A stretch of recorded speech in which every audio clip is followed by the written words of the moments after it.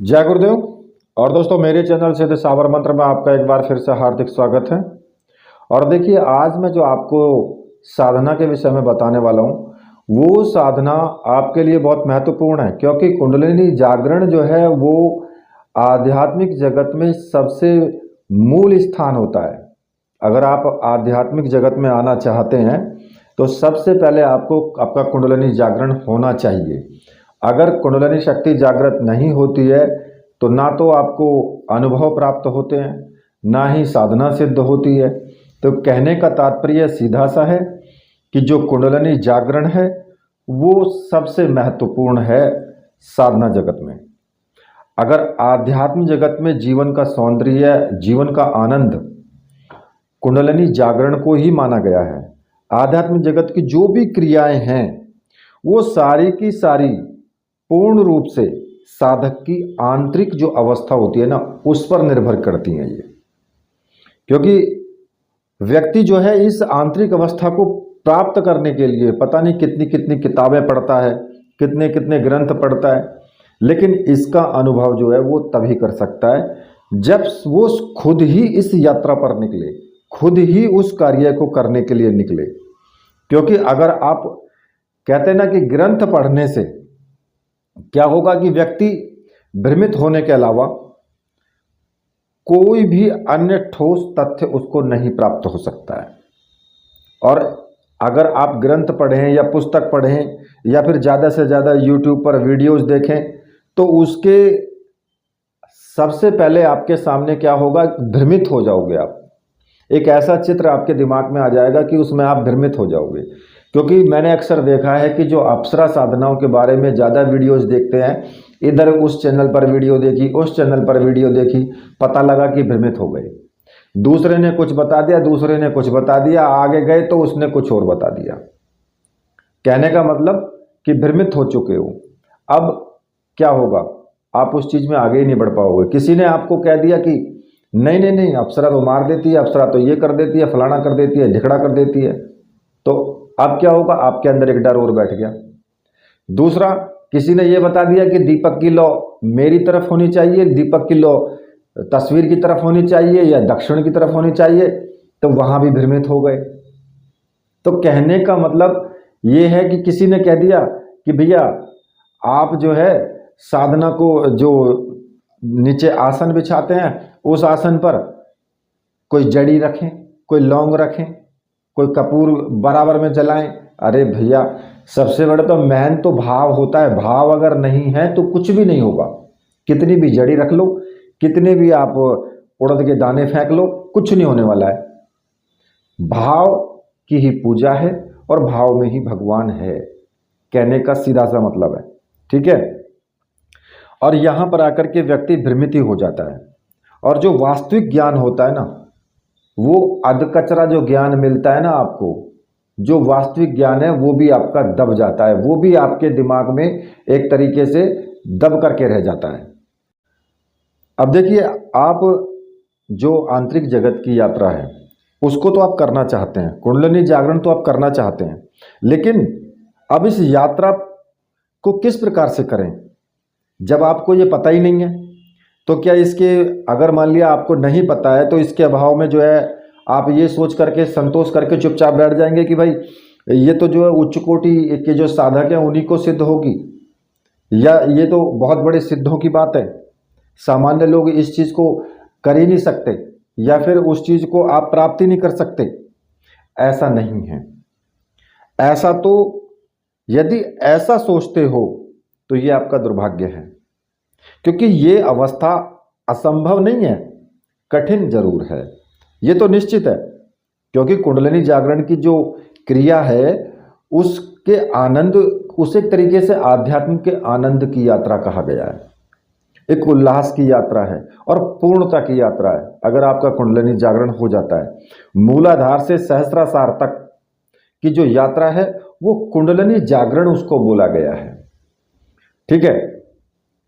और कुंडलिनी जागरण से व्यक्ति को तरह तरह की जो बीमारियां हैं उन बीमारियों से बचाव होता है उसका। और एक तरीके से अगर वहां पर आपको पहुंचना है तो गुरु कृपा से ही आप जा सकते हैं, वहाँ पर गतिशील हो सकते हैं। एकमात्र साधन है ये कि कोई भी हो उस गुरु को हम अपने हृदय में धारण करें। चाहे आपने भगवान शिव को ही गुरु माना है, लेकिन गुरु के ऊपर पूर्ण विश्वास हो, पूर्ण आस्था हो, तभी संभव है। अगर किंचित मात्र भी आपके मन में थोड़ा बहुत ये रहता है कि भाई नहीं, कहीं ना कहीं आपको ऐसा लगता है कि पता नहीं गुरुदेव ने बताया है या भगवान शिव हमारी कैसे सहायता करेंगे, वो तो दिखाई नहीं दे रहे हैं। अरे भैया, जिनके गुरु स्वर्गवासी हो जाते हैं तो क्या गुरु उनकी सहायता नहीं करते? गुरु तब भी सहायता करते हैं, सूक्ष्म रूप में तब भी वो आपका सहयोग करते हैं। ये 100% सत्य है। और मेरे विचार से तो अगर वो देहधारी रूप में ज़्यादा आपका सहयोग नहीं कर पाते जितना वो सूक्ष्म रूप में होकर के सहयोग कर देते हैं आपका, क्योंकि सूक्ष्म रूप में तो उनको वहीं पता लग जाता है कि मेरे शिष्य ने कोई गलती कर दी है या मेरे शिष्य पर कोई आफत आ गई है, तो उनको तो तुरंत पता लग जाता है। जब पता लग जाता है तो सूक्ष्म रूप तो तुरंत ही आपका सहायता करने के लिए आ खड़ा होता है। लेकिन अगर देहधारी में है तो कई बार तो पता नहीं लगता कि भाई शिष्य पर क्या आफत आई है, आप खुद बताओगे तब पता लगता है। लेकिन सूक्ष्म रूप में बहुत जल्दी पता लगता है उनको, क्योंकि उनकी आत्मा आपकी आत्मा से जुड़ी हुई है। इसलिए ये मत समझो कि भाई सूक्ष्म रूप में है तो वो सहायता नहीं करेंगे, ये सब सोचना गलत है। अब देखिए, कुंडलिनी जागरण की जो साधना है उसको बताने से पहले मैं आपको इन 7 चक्रों के बारे में बता देता हूँ थोड़ा सा, ठीक है? मतलब संक्षेप में मैं आपको बता देता हूँ कि कुंडलिनी जागरण का जो प्रथम चरण होता है वो मूलाधार चक्र है। और इसके लिए मैंने एक साधना पहले भी डाली है, मूलाधार चक्र को जागृत करने के लिए, ठीक है? जो मूलाधार है, मूलाधार से ही हमारी कुंडलिनी शक्ति जो है वो शुरू होती है। और ये चक्र जो है रीढ़ की हड्डी के बिल्कुल ठीक मूल में स्थित है, जड़ में स्थित है ये, ठीक है? और इस चक्र का जो स्वरूप है ये 4 दलों वाला कमल के रूप में माना जाता है।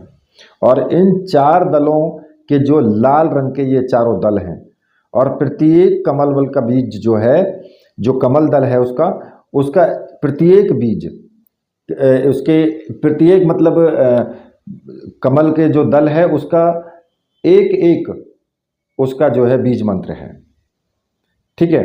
अब यहाँ मैं इतना तो विवेचन नहीं करूँगा। और ये जो है पृथ्वी तत्व को आपकी को दर्शाता है। साधक की जो अपान वायु होती है उसके द्वारा ये चैतन्य, इसको अपान वायु जो है चैतन्य बनाता है इसको। और इसके जागृत होने से साधक जो होता है उसकी समस्त भौतिक संपदाओं को प्राप्त करने में वो समर्थ होता है।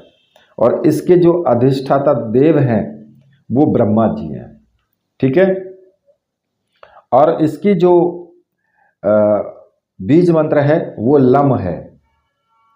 इसके बाद जो आता है स्वादिष्ठान चक्र आता है। और ये चक्र जो होता है ये कुंडलिनी शक्ति का दूसरा द्वार है ये। और ये चक्र मूलाधार से ऊपर स्थित होता है। और इस चक्र में 6 दलों का कमल होता है और प्रत्येक कमल दल का बीज मंत्र होता है, ठीक है? और अपने आप में ये एक तेजस्विता युक्त होता है ये दल। और इस चक्र के जो अधिष्ठात्री देव हैं वो विष्णु भगवान है। इस चक्र में समुद्र के वाहन यानी जैसे कि मकर पर ये स्थित बताया गया है। और इस चक्र को प्राणवायु के द्वारा जागृत करता है, ठीक है? साधक जो इस चक्र को जागृत करता है वो प्राणवायु के द्वारा करता है इसको। और इसके जागृत होने पर साधक को जो है बहुत ज़्यादा सावधानी बरतनी चाहिए। सावधानी की आवश्यकता होती है जब ये चक्र जागृत होता है। साधक के अंदर क्या होता है कि बहुत ही विकार प्रबल रूप में जो है वो धारण कर लेते हैं। और ये जो प्रबलतम रूप में उभर करके सामने आते हैं, जो विकार होते हैं बहुत तेजी के साथ उभर करके सामने आते हैं। अब विकार कैसे भी हो सकते हैं? आपके क्रोध आना, आपके संभोग की इच्छा करना, ब्रह्मचर्य व्रत का पालन ना करना, बार बार आपकी संभोग की इच्छा करना, और लोभ होता है, अहंकार, इस प्रकार के जो विकार हैं ये बहुत तीव्र हो जाते हैं। तो अगर आपके ये विकार तीव्र होने लगे तो समझ लेना कि आप इस वक्त स्वादिष्ठान चक्र पर हैं, ठीक है? और जब आप उन विकारों पर नियंत्रण प्राप्त कर लेते हैं तो आपके चेहरे पर एक विशेष प्रकार का ओज आ जाता है, एक विशेष प्रकार की चमक आ जाती है। ठीक है, और ये जो है बल शक्ति संपन्न हो सकता है इस चीज से। तीसरा चक्र आता है मणिपुर। मणिपुर जो है ये तीसरा द्वार है कुंडलिनी जागरण का, और ये नाभि प्रदेश में स्थित होता है, आपकी नाभि के अंदर होता है। और ये चक्र जो है अग्नि तत्व से संबंधित है। इसके कमल में जो है 10 कमल दल होते हैं और उनके अलग अलग बीज मंत्र होते हैं। ठीक है, और जो स्वाधिष्ठान चक्र है उसका जो बीज मंत्र है वो वम है, और जो मणिपुर चक्र है उसका जो बीज मंत्र है वो रम है। ठीक है, और इसका जो है रंग जैसे उगता हुआ सूर्य होता है ना, बिल्कुल एकदम लाल सुर्ख ऐसा होता है। और साधक इसका जो जागरण करते हैं ना, वो भस्त्रिका जो प्राणायाम होता है उसके द्वारा आप करते हैं। और इस चक्र के जो देवता हैं वो रुद्र हैं। और जो भस्त्रिका प्राणायाम है ना, इसके बारे में थोड़ा सा मैं आगे बताऊंगा, जब मैं साधना आपको बताऊंगा तो तब मैं आपको बताऊंगा। और इस चक्र के जागृत होने पर व्यक्ति एक प्रकार से वेद पुराण आदि इन सब का ज्ञाता हो जाता है। साधक स्वतः ही अपने आप में जो है वो लीन रहने लगता है, अपने आप में मगन रहने लगता है, उसमें वरदान श्राप देने की जो स्थिति है वो आ जाती है। इसके बाद चक्र आता है अनाहत चक्र, और ये कुंडलिनी जागरण की यात्रा का जो है चौथा द्वार होता है। अनाहत चक्र जो होता है वो हृदय में स्थापित होता है, और ये 12 दलों का एक कमल होता है, प्रत्येक दल का बीज मंत्र होता है। ठीक है, और ये जो कमल है ये रक्त वर्णीय है, यानी कि जैसा खून का रंग होता है इस प्रकार का होता है। इसके जो अधिष्ठात्री देव हैं वो ईश हैं, और इसके जागृत होने पर मतलब कि गर्भ का चयन करने, इच्छा अनुसार गर्भ धारण करने की भी क्षमता आ जाती है। इच्छा मृत्यु की सिद्धियां भी वो स्वतः प्राप्त होने लगती हैं। अनाहत चक्र जागृत होने पर व्यक्ति में अनेक क्रियाएं उसके साथ में स्वतः ही घटित होना शुरू हो जाती हैं। ये चक्र जो है अनंत संभावनाओं का द्वार है ये, और इसके बाद की जो शक्ति है वो प्राण शक्ति के द्वारा आगे की ओर अग्रसर होती है। और इसका जो बीज मंत्र है वो यम है। ठीक है, अब अगला जो द्वार आता है वो आता है विशुद्ध चक्र। विशुद्ध चक्र यानी पूर्ण शुद्ध, और ये कुंडलिनी जागरण का जो यात्रा का 5वां द्वार होता है, जिसको आपको भेदना होता है। कुंडलिनी नीचे से चलती है, एक एक चक्र को भेदते हुए ऊपर उठती चली जाती है। और ये जो चक्र होता है ये आपके कंठ में होता है, जहाँ कंठ प्रदेश होता है, यहाँ पर इसका स्थान है। इस चक्र के 16 बीज मंत्र, 16 बीज होते हैं। ठीक है, और इसका जो मूल जो बीज मंत्र है वो हम है। ठीक है, हम इसका मूल बीज मंत्र है, और इसके जो अधिष्ठात्रा देव हैं वो भगवान शिव हैं। और इस चक्र के जागृत होने पर कहते हैं ना कि वेद शास्त्र उसको जबानी याद हो जाते हैं, कंठस्थ होते हैं। और इस चक्र के जागृत होने पर किसी भी प्रकार, किसी भी विषय पर आप धारा प्रवाह बोल सकते हैं। मतलब कि जैसे कि आप कोई वीडियोस वगैरह भी बनाते हैं ना, तो अगर मान लिया कि आपने एक टॉपिक ले लिया और उस टॉपिक पर आप बिना रुके ही, बिना कुछ देखे, कहीं आपने कुछ नहीं देखा है, आप धारा प्रवाह बोल सकते हैं। उस पर ऑटोमेटिक ही आपके अंदर उससे संबंधित जितने भी उसके प्रश्न हैं या उत्तर हैं वो अपने आप ही आते चले जाते हैं। ऐसा वो व्यक्ति हो जाता है। और जो साधक है उसके अंदर सूक्ष्म शरीर में जहां चाहे वो विचरण भी कर सकता है। कहते हैं ना कि आंख बंद करके व्यक्ति देख लेता है कि भाई कहाँ पे क्या है, क्या नहीं हो रहा है। ठीक है, और इस चक्र का मैं बता ही चुका हूं कि इसका हम जो है ये बीज मंत्र है। अब इसके बाद आता है आज्ञा चक्र। आज्ञा चक्र को तो लोग सभी जानते हैं, त्रिनेत्र यानी तीसरा द्वार, जहां ये जो है विशुद्ध चक्र जागृत होने के बाद जब ये शक्ति ऊपर की तरफ उठती है, कुंडलिनी शक्ति, तो दोनों भौं के बीच में ये इसका स्थान जो होता है आज्ञा चक्र पर ये पहुंचती है। और जब कुंडलिनी जागरण का ये छठा द्वार होता है ये, और ये चक्र दोनों भौं के मध्य में यानी कि बीच में है, और इस चक्र का जो कमल है वो दो सफ़ेद दल हैं इसके, और इसका जो बीज मंत्र है हम छम, और आज्ञा चक्र का जो मूल बीज मंत्र है वो ओम है। और इसके भी अधिष्ठाता जो हैं वो भगवान की शिव शक्ति है। आज्ञा चक्र जागृत होने से पहले साधक अब तक केवल किसी भी घटना को देख पाने में सक्षम था, लेकिन अब वह उन घटनाओं में हस्तक्षेप करने का भी में भी समर्थ हो जाता है। वो चाहे तो घटना को घटित होने से रोक भी सकता है, किसी के भी जीवन में चाहे तो वो परिवर्तन कर सकता है। कैसे कि किसी को अगर लाभ नहीं हो रहा है, घाटा हो रहा है, उसको नुकसान होता जा रहा है व्यापार में, तो अगर ऐसा है तो वो आज्ञा चक्र के द्वारा उसको भावना देता है, तो वो उसके उस चीज़ को रोक करके और उसको लाभ प्राप्त कराने में समर्थ है। और आज्ञा चक्र के जागृत होने पर व्यक्ति में जो है विशेष तेजस्विता आती है। अब जो सातवां चक्र आता है, सातवां चक्र आता है सहस्त्रासार, और ये सातवां और अंतिम चक्र है। इस चक्र को अमृत द्वार कहा गया है। और इस चक्र के जागरण होने पर साधक स्वयं ही एक तरीके से ब्रह्म के रूप में बन जाता है। ये जो चक्र है ये इसके सहस्त्र कमल दल हैं, कोई गिनती नहीं है कि कितने कमल दल इसके अंदर हैं।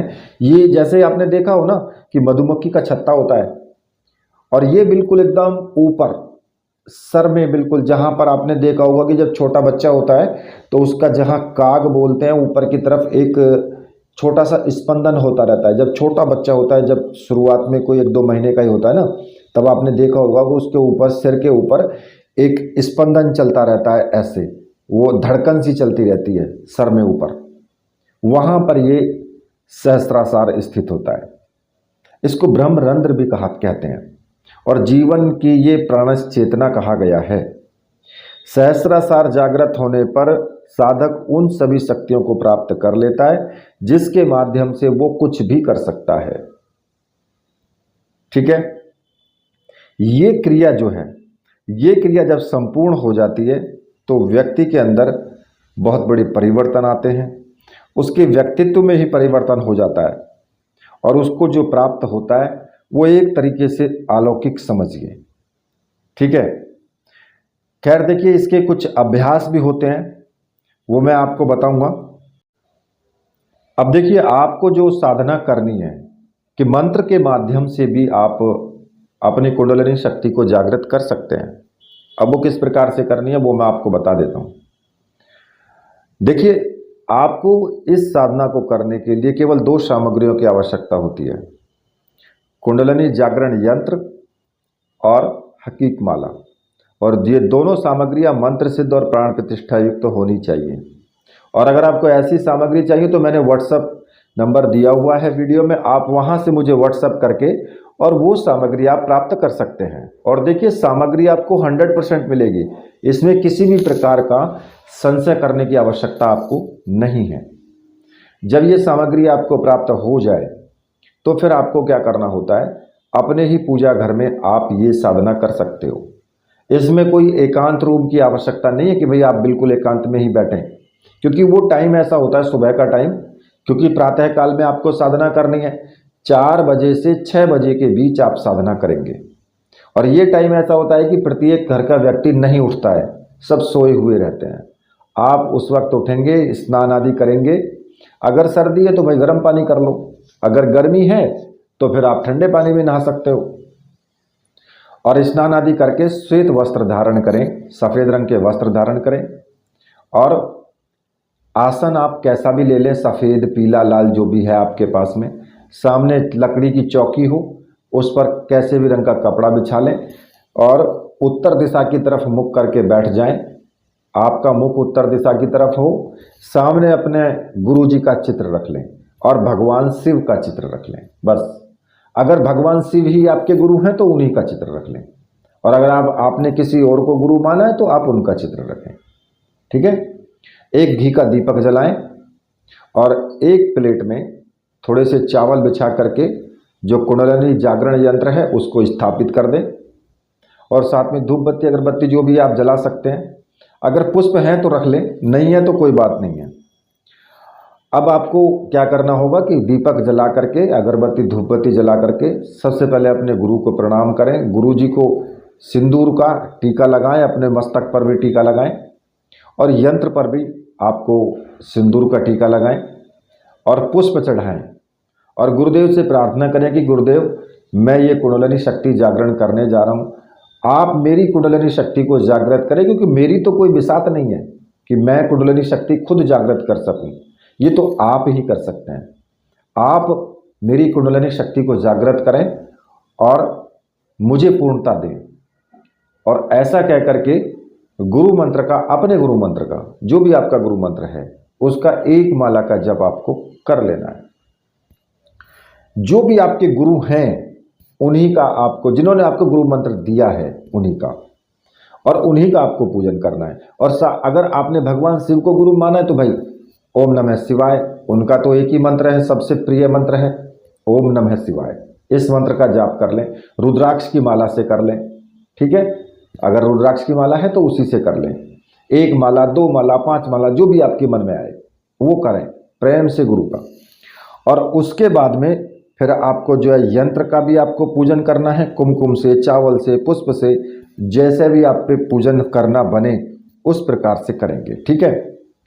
लेकिन इससे पहले आपको क्या करना है, जब आप सारी सामग्री बैठ जाएंगे करने के लिए, तो आपको सबसे पहले प्रातः काल में उठ करके ही स्नान आदि करने के बाद जब आप उसमें जाओगे अपने पूजा रूम में, तो वहाँ पर आपको भस्त्रिका प्राणायाम करना है और 5 मिनट तक करना है आपको।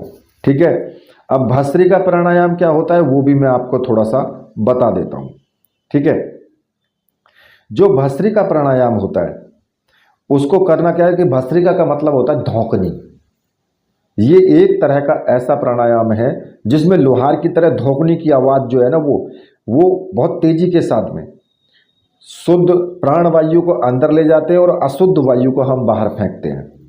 इसमें क्या है कि सिद्धासन पे बैठ जाएं या सुखासन में बैठ करके कमर और गर्दन को बिल्कुल सीधा रखना है, रीढ़ की हड्डी को भी बिल्कुल सीधा रखना है और शरीर और मन को अपने को बिल्कुल स्थिर रखना है, शांत एकदम, और आंख बंद करके बैठ जाए।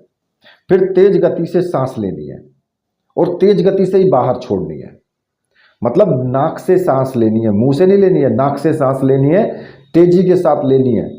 और जब तेज गति से बाहर छोड़ेंगे तो इस क्रिया में आपका सांस लेते टाइम तो पेट फूलना चाहिए और सांस छोड़ते टाइम आपका पेट जो है पीछे चिपकना चाहिए। ठीक है। इससे क्या होगा कि आपका जो नाभि प्रदेश होता है ना उस पर दबाव बनता है। और इस प्राणायाम को करते समय सांस की गति को पहले धीरे धीरे धीरे रखें, यानी 2 सेकंड में एक सांस भरना है और फिर सांस छोड़ना है। इसी प्रकार से मध्यम गति से फिर सांस भरें, यानी कि 1 सेकंड में एक सांस भरें और फिर छोड़ना है। फिर इस सांस की गति को फिर तेज कर दें, यानी 1 सेकंड में 2 बार सांस भरें और फिर सांस को निकालना है। यानी सांस को लेते और छोड़ते समय एक जैसी गति बना करके रखें, उसकी जो गति है वो एक ही रखें।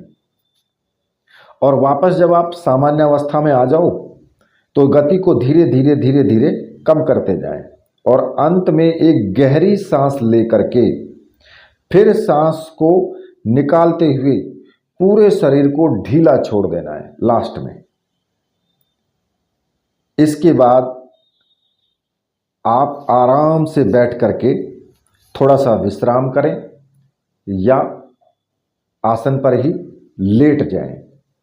उसके बाद फिर आपको गुरु पूजन करना है, यंत्र का पूजन करना है, गुरु मंत्र का जाप करना है, वो सारी क्रियाएं फिर आपको तब करनी है। और ये चीज़ का ध्यान रखें कि भस्त्रिका प्राणायाम करने से पहले नाक बिल्कुल आपकी साफ हो, क्योंकि ये प्रातः काल खुली और साफ हवा में ही करते हैं ज़्यादातर। तो पहली बात तो ये कि सुबह के टाइम तो वातावरण साफ ही रहता है, ठीक है।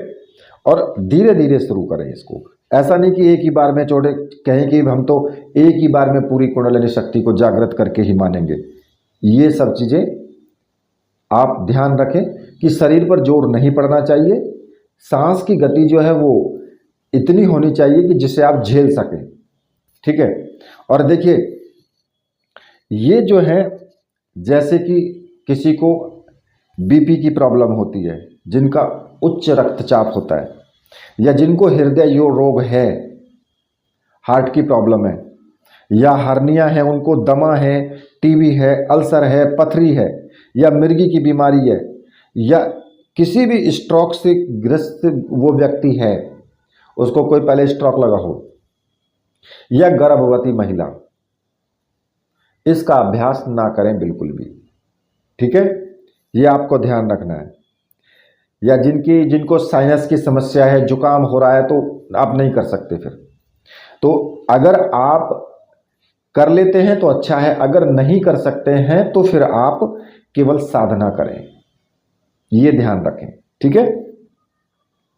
और फिर आपको क्या करना है, गुरु पूजन हो गया और यंत्र पूजन हो गया, उसके बाद सफ़ेद हक्की की माला से आपको मंत्र जाप शुरू कर देना है।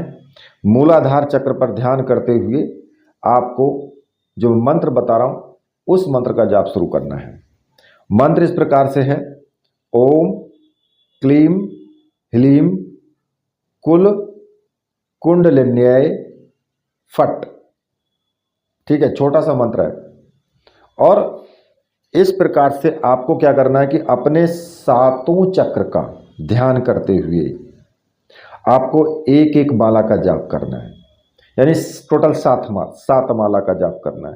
अब आपकी इच्छा है, आप ज़्यादा करना चाहें तो कर सकते हैं, ठीक है। मेरी तरफ से डेली 7 माला का जाप आप करेंगे, और साधना आप जितने दिन चाहें उतने दिन कर सकते हैं, कोई लिमिट नहीं है।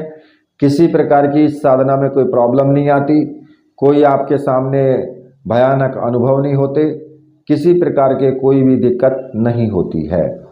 सामान्य साधना है, जैसे आप गायत्री मंत्र जाप करते हैं, गुरु मंत्र जाप करते हैं, उस प्रकार से ही साधना है, ठीक है। लेकिन आपको ब्रह्मचर्य व्रत का पालन करना होगा, सारे समस्त, क्योंकि आप एक साधना जगत में हैं, आप एक साधु की तरह कार्य करेंगे। जैसा साधु का आचरण होता है वैसा ही आचरण आपको करना है। सभी के लिए प्रेम और दया का भाव हो, और सभी स्त्रियों को अपनी माता और बहन की नज़र से देखें। आपको जब तक आप साधना करेंगे तब तक आपको ब्रह्मचर्य व्रत का पालन करना ही है, क्योंकि इसमें हमारा जो वीर्य होता है वो ऊपर की तरफ, यानी ऊर्ध्व गति की तरफ हमें उसका आवागमन जो है ऊर्ध्व गति की तरफ, ऊपर की तरफ वीर्य को हमें चढ़ाना होता है, जिससे कि हमारी कुंडलिनी शक्ति जागृत होती है। अगर हमने नीचे की तरफ कर दिया तो भाई ये तो बच्चे पैदा करने वाली मशीन हो गई, फिर तो वो तो वेस्ट हो गया। ऊपर की तरफ करना है, जिससे कि हमारी ये कुंडलिनी शक्ति जागृत होती है। इसीलिए ब्रह्मचर्य व्रत का पालन करना बताया गया है, ठीक है। तो इसी के साथ अब मैं वीडियो को यहीं पर समाप्त करता हूँ। मेरे साथ बोलिए बोलिए वीर बजरंगबली हनुमान जी महाराज की जय, बोलिए मेरे परमहंस गुरुदेव की जय।